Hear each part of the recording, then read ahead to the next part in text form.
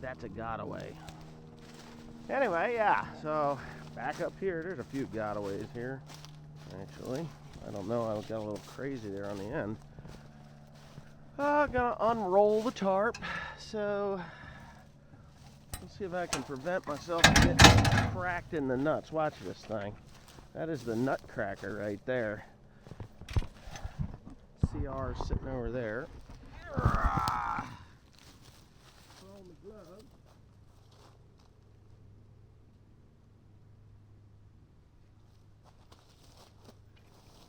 Yesterday got a bunch of rocks.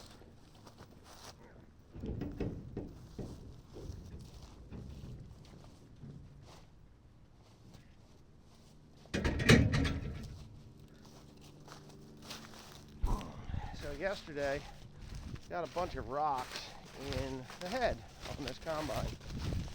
So what happened the day before, if you saw Tim's Instagram post, you would have seen that he had rocks get in the head as well, right? So what happened was, right there, it actually, right there, it actually has bent and broken the auger, right? Not a terrible thing. The stone trap got it, dropped it out on the ground, whatever, got it straightened out. Now, Timothy found where they had stacked rocks, one on top of the other, in the field that he hit, and that would be really the only explanation as to how a rock could get in there, into that head. Yesterday, when I did it, the head was up. You can see that the height of the header is off the ground about a foot or so. The snoots aren't even touching, and in order for that to actually catch a rock, them snoots would have to be on the ground and really low. Well, it's not necessary for me to do that because excuse my hair, because oh, come on. It's not necessary for me to put the snoots on the ground because the ears are not that low to the ground. So yesterday, it happened to me, and I thought, how the hell did I get a rock in there? And I looked to the right, I looked to the left, and actually I did that backwards. And I didn't see that I was in the dirt, because sometimes I'll tilt the header on a hillside. But as you can see, this field is fairly flat. So with the field being fairly flat, it's like, how the hell did that happen? Not really something that could have or should have happened, but it happened, right? Then I got out and got in the head, and there wasn't a rock. There was like 4 or 5 rocks in there. So how did these rocks get in there? Well, Timothy claimed, and I believe him 100% now. I was about 80% believing him before, because, you know, he will put that, you hit that R button and it'll go right to the ground, you know, to where you set it. And sometimes it goes lower than it's supposed to, and I thought maybe that he had done that. But my experience then pretty much propped up exactly what he was saying, and that is somebody stacked rocks so that they would get into this combine. Now, I rented this property, and it's public property. It is a park, and on the outsides of every single field, they mow a path around everything. This field, except that one over there, they haven't messed with, but all the fields they mow around, and I'm to maintain them as well as best as I can. With what, you know, if the tree falls out, it's my responsibility to push it out of the way or move it or cut it up. And I asked them if I could cut these trees. There's some key trees in here that are really getting ready to fall over, and I want to cut them down and cut them up. And they told me that I could do whatever I want with them, which is fine, great, excellent. But the the nonsense thing is that there's people out there that are more than willing to do damage to my equipment by stacking rocks. And you can hear it as it goes around.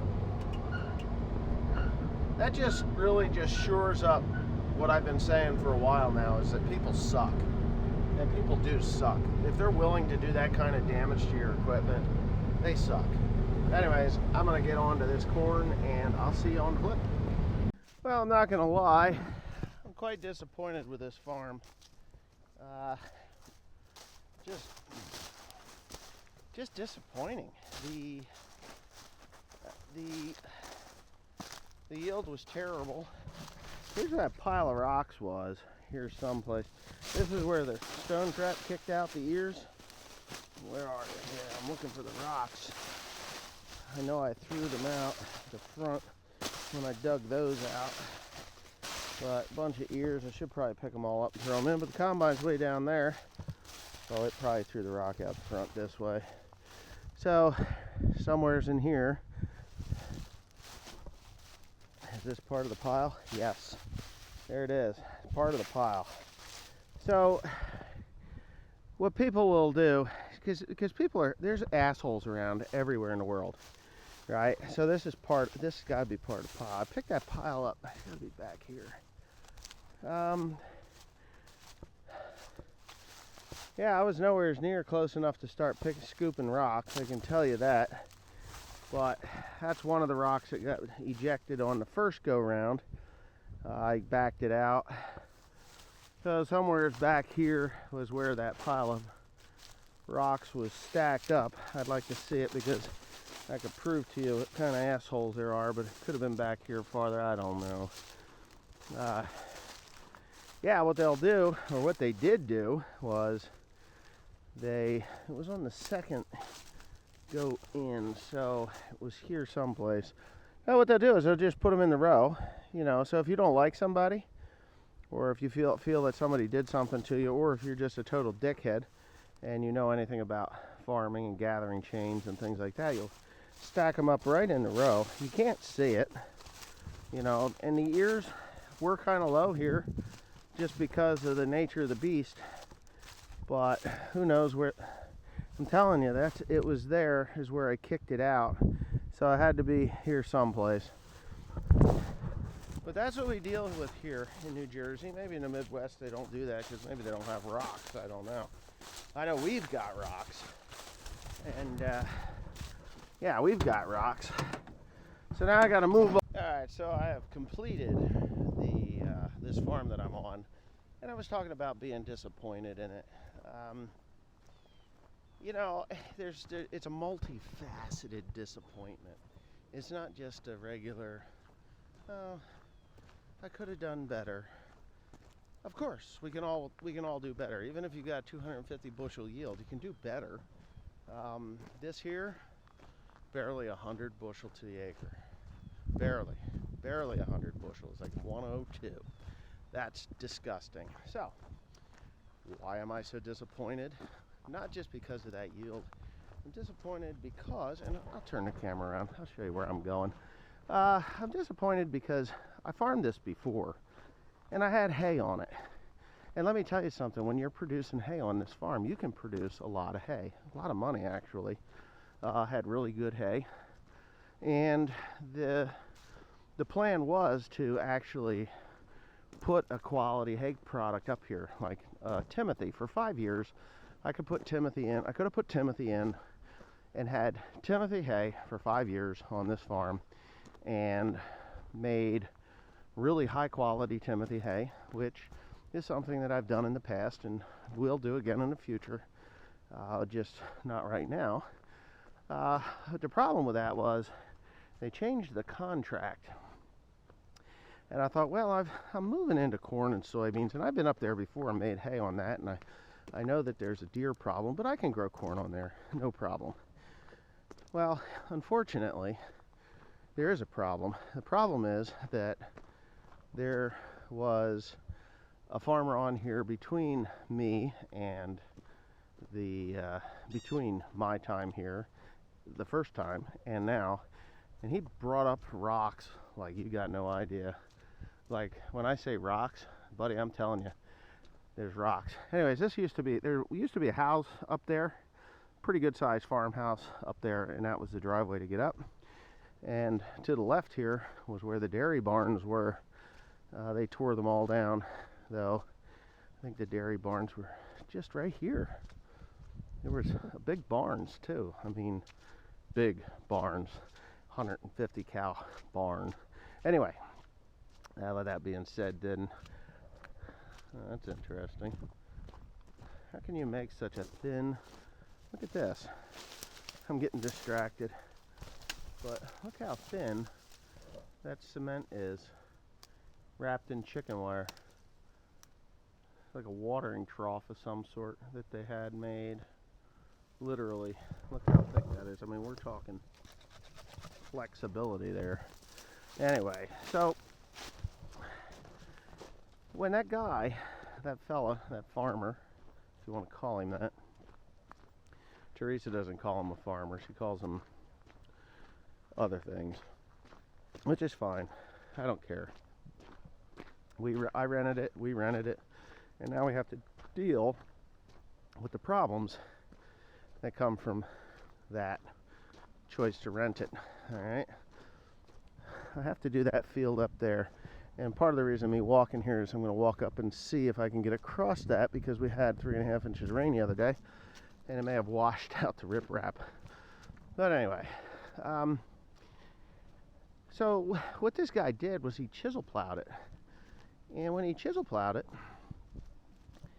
he chisel plowed it deep and fast, and it was quite devastating to the top end of that field. When I say the top end, I'm talking the topsoil. So that topsoil now has these monstrosity sized rocks, all 4 or 5 pound rocks, as much as 25 pound rocks that are all built up in there. On the top, they lay on the top. So even if I wanted to put hay on it, I couldn't without moldboard plowing, roller harrowing them flat, and then making the attempt to get them. There's a picnic table up there. I should walk up there. There's wires. I mean, there's some scrappers. I don't know what kind of wire this is, but phone wire, or is that? That's aluminum. That's electric wire. Goes to a transformer, which used to go to 3 other houses that were down this driveway. So anyway, yeah, so I have the moldboard plows. I could come up and plow it. I can't use the vertical tillage machine because the VT will literally, and when I say literally, I mean literally pull those rocks right back to the surface, right, and lay them right on top. I don't know what it is about that thing, but when it does its thing, and it will just completely pull those things up. So I don't want to do that. So these houses used to be, there's a trail that goes up that way. I don't know where it goes. I'm going to go this way. But the houses used to, the 3 houses that were here, they were right up in here. Let me get down here a little ways. And they overlooked, those were the workmen's houses. If you did Google a classic aerial photograph of this place, you'll see them, that they were 1, 2, 3 right in here. But the county has owned this now for quite a while. My ultimate goal here, and of course, there was the pole that went to the houses that were up in here. They tore them all down, obviously. My goal is to get around the other side of this thing. There's supposed to be a trail up in there. I don't know how in the hell you're going to get around that. But there's something over there that I can see from the upper field, which is up there. But anyway, so I'm going to walk around and see what I can see. Now there's bears here. I don't know if this is going to be too freaking wet or too stickery bushed for me to get through there. I don't think I'm going to be able to get through there. I can almost, whoa, turning around. That is a quagmire. You don't want to get in there. So what do? That's the thing. What do? Do you just say, screw it, I'm just going to keep doing it the way I'm doing it, and every year hope to have 100 bushel to the acre? Nah, I'm not going to do that. So what I have to do, look at an old refrigerator. There's the old gate to walk up there, get through and into the house. The house was up top. Anyway, I'm not about to give up and say, I'm just going to resign myself to 100 bushels to the acre on this farm. It's just not in me. I'm not going to do it. So I have to come up with a way, which shouldn't be too damn hard, but I have to come up with a way to get this. Is this my way in? Yeah. I have to come up with a way to move those rocks out of my way, right? So, and that's the real killer, because what is happening, what I know is happening, is that those rocks are only allowing me to get that seed in a lot of the area, half an inch deep, which then basically makes that plant a weed to every other plant that's on there. You need to get that seed in 1.5 inches or more. You know, 1.5 inches to 2.5 inches. That's what you need to do. If you don't do that, you are not going to, you're just not going to have a viable corn crop. So yeah, that 3 inches of rain washed this out. I can get the baler across. I can get the mower across as well. Alright, no big deal. Alright, they're going to have to fix that again. Anyway, it just makes that corn not viable. It doesn't produce an ear. And the ear, if it does produce an ear, it's only like 25% of what it could produce.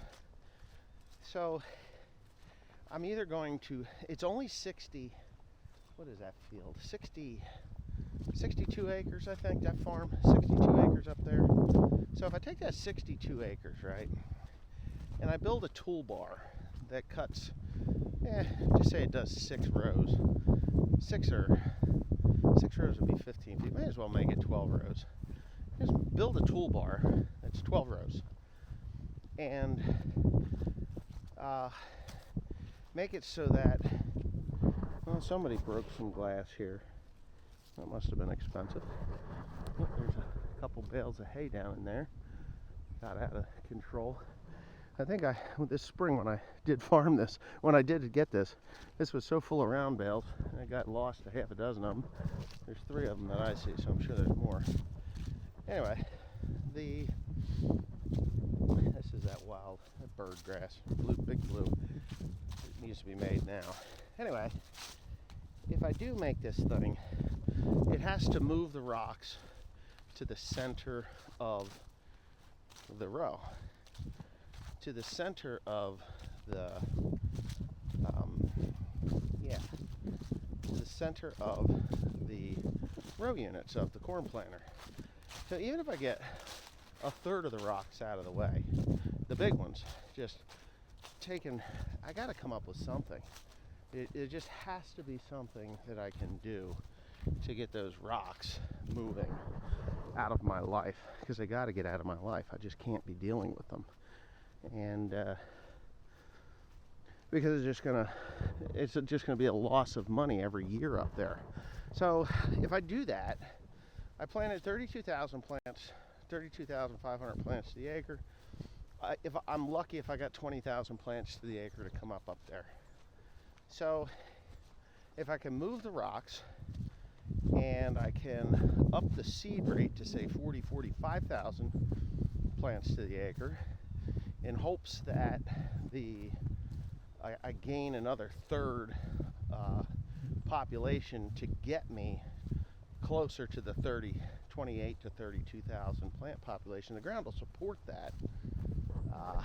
It definitely will, but it's just going to be difficult, should I say. It's going to be difficult to get those rocks out of the way.